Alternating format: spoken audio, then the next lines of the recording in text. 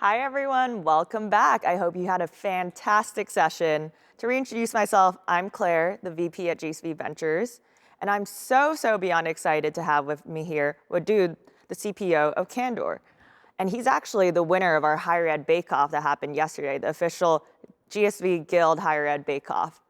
I'd love to kick off with our audience by hearing a little bit more about you, Wadood, and tell us a little bit more about your background, what you're working on in the education space. Yeah, I love it. Thank you. And I'll start with there was no cookies to be baked, just so that everybody understands. Hello, my name is Abdelwadood Daoud. I go by Wadood. If you forget, remember Dude. I'll help you get the rest of the way there. My story starts in Iowa City, Iowa. I was actually born into a Sudanese family, and I was the first person from my family who was born in the United States. And from the day I was born until the day that I went to college, we lived well below the federal poverty thresholds. And what that kind of resulted in is this laser focus when I went to university of realizing the American dream. There was really nothing else that I was focused on. And around my sophomore year, my story started to change. I was able to get an internship at Tesla. I was able to work at the US Department of Energy, but I was very uncomfortable with my peers celebrating my success. And to put that into context, I felt like I just got lucky, kind of. I had basically sent over 150 LinkedIn messages to recruiters, hiring managers, anybody at Tesla that would read my resume, and 2 people responded, and one of them ended up being my hiring manager. And so I really shifted perspective after my sophomore year. I instead focused on not the American dream, but what can I do to help my peers get lucky?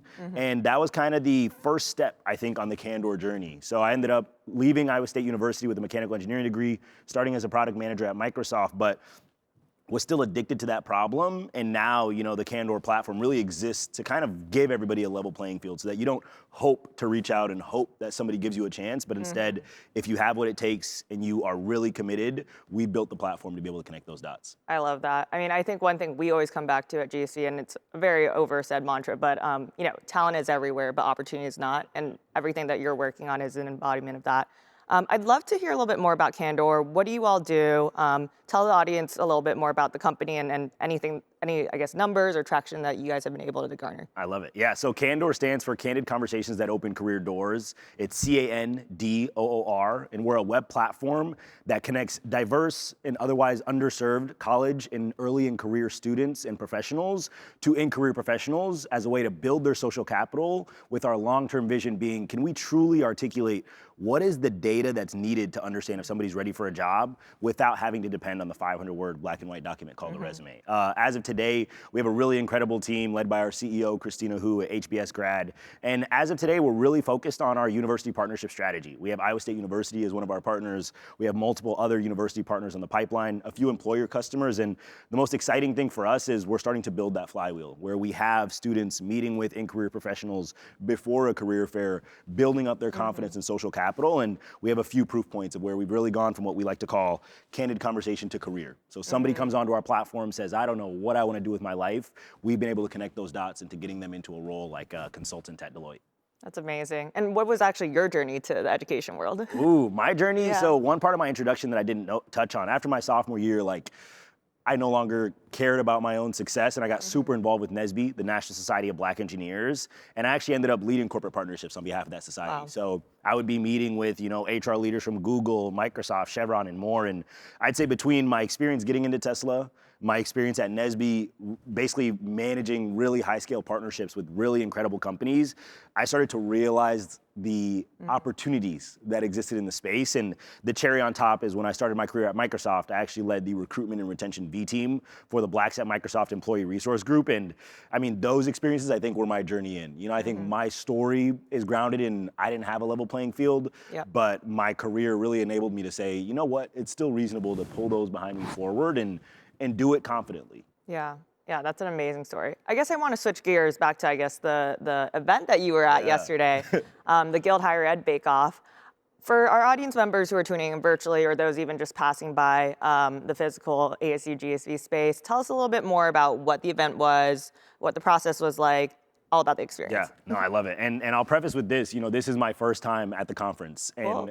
I would tell everybody who's watching virtually, continue watching virtually. But if you can come in person, I highly recommend it. For me, that event, I think, was the embodiment of, I think, what this conference is trying to put together. And so you go into this room, like I said, there was no ovens in place, so I was a little bit confused. But once you get in there, you get put at a table of maybe like 7 to 10 individuals. You have no idea who these people are. You're just putting names on a piece of paper, and within probably the first minute, they put a brown box on every single table.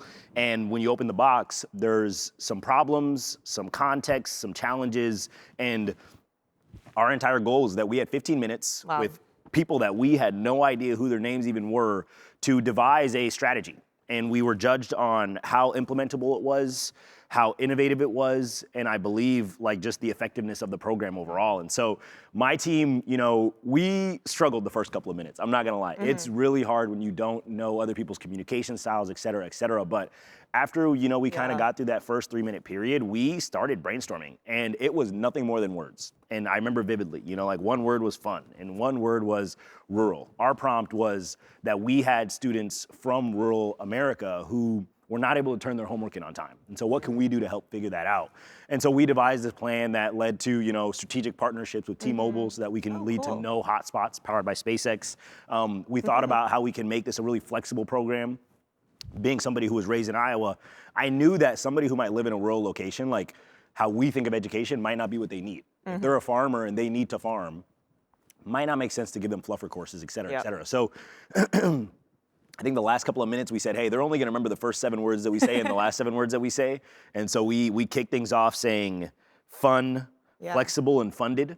And we closed it out basically saying that this program is dynamic. We want to enable the funding through partnerships and through really unique mechanisms. And lastly, making sure that the partnership with T-Mobile enabled that these individuals could have tablets there, et cetera, et cetera. So that's how it all came together. But I think for me, now I'm reflecting on it, there were deans at that table. You know, there were people who led nonprofits at that table, and it wasn't about that. We didn't get into what do you do and why do you do it? We just got to work, and it was really cool to reflect afterwards and just think like, wow, I made a lot of really awesome relationships. Yeah, that's amazing. I think it really speaks to the event itself and how it gathers, you know, everyone from K-12 district leaders to higher ed presidents and deans to builders like yourself to investors and philanthropists. And these people typically don't get to be in the same room together, but we all know we're moving the same mission forward. And so it's amazing to, I guess, hear your experience of all of that coming together. I guess in our last few minutes here, I'd love to hear a little bit more about just what you're most excited about for the future of education, where you think, you know, there's more room to grow, or just even just what technology you're most excited about. Yeah, man, that's one big of my question. favorite questions. It's a big question, but I like it. And I'll go with what's top of mind right now. And it's something that we talk to our university partners with a lot. And I love to say opportunity. I don't think it's the problem, but I do feel one major shift that needs to happen is the connection between academics and careers on campus. To put that into perspective, I would say 90% of the universities that we talk to have a majority of their funding going to the academics. But 90% of the students that we talk to say that the majority of their interest is in getting a job. And bridging that gap is gonna be so important for everybody who's sitting at the table to truly get value. And so I'm excited about that being one transition. One thing that I think Candor is gonna really pave the way for is the industry taking a step back and not depending on keywords. You know, 99% of Fortune 500 companies are using applicant tracking systems. What does that next system look like? You know, and there's a few sessions actually at this conference that are starting to tease through that. I think that's gonna be a major shift. We're gonna start to see that students aren't being judged on, did they spell it right? What is their coursework? What university did they go to? But instead, really truly laying the playing field. And then lastly, you know, as we build this really robust data set, which obviously I hope to be powered by Candor, building artificially intelligent systems on top of it will be super important. We know that there's a need to scale. We know that you need to be able to find ways to get tens of thousands of people into industry. What can we do that makes that equitable and really efficient without having to really negatively impact any community? So I would say that's what I'm most excited for. And I think, you know, organizations like GSV, conferences like this, it's starting the conversation. I don't think we're that far. I think it's really in the future, less than 5 years, but we have to get uncomfortable. Like, it's gonna be the reality. Yeah, and I love that we have future thinkers and innovators and builders like yourself, and this event would not be possible without people like you in the room. So thank you so much, Wadood. It has been an absolute pleasure, and thank you all for tuning in. Thank you.